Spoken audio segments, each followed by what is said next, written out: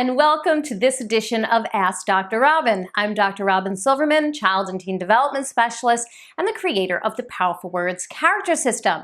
Today's question is from Mandy A. in Chicago, Illinois, who asks, Dear Dr. Robyn, I find my children act wild and loud when we are out in public, like in restaurants, out shopping, or even at the library.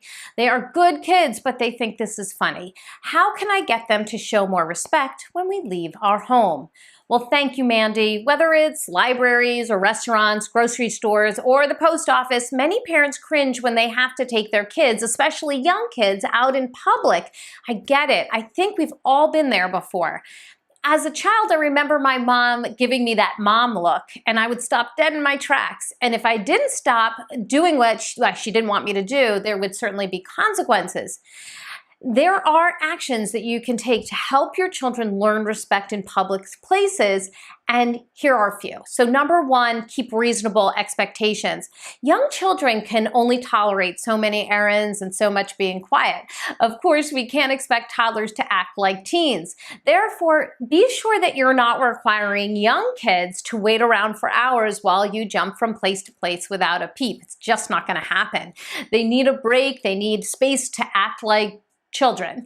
That being said, that space shouldn't be the library or somebody's store. Be certain to put a stop at the park or the playground in your day if you have a lot of errands to do, or if possible, secure childcare for at least an hour or two. Ask a friend, your mom, where you can get out while your children play. Number two, expect the best. Children can be behaved, and you should let them know that you expect that they can do it. You know they can do it. If you expect positive behavior, your children are likely to rise to the occasion.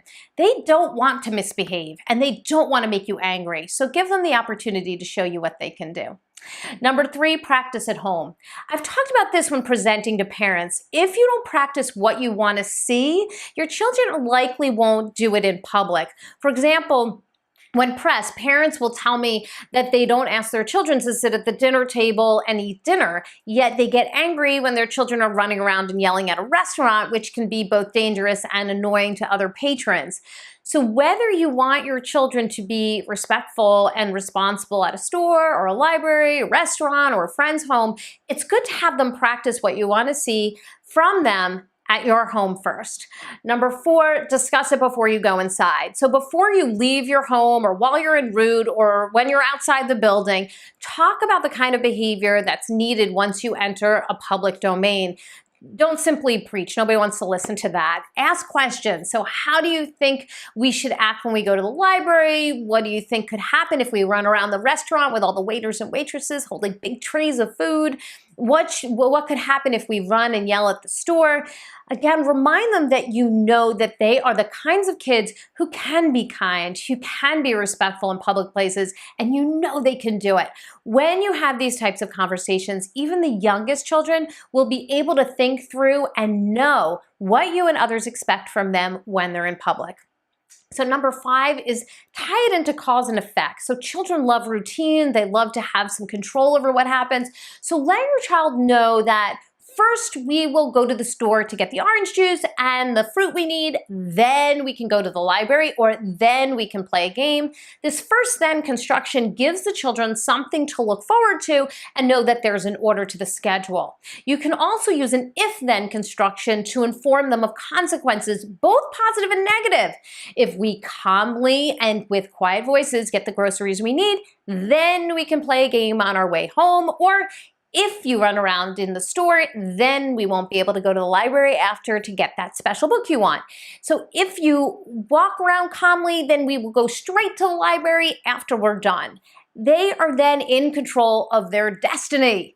And finally, be prepared to take a break or leave. I know this is hard, it's totally inconvenient at times, but if you've already explained the rules, the expectations, the consequences, and if your children aren't being respectful anyway, you may need to either give your child a break or you may need to leave.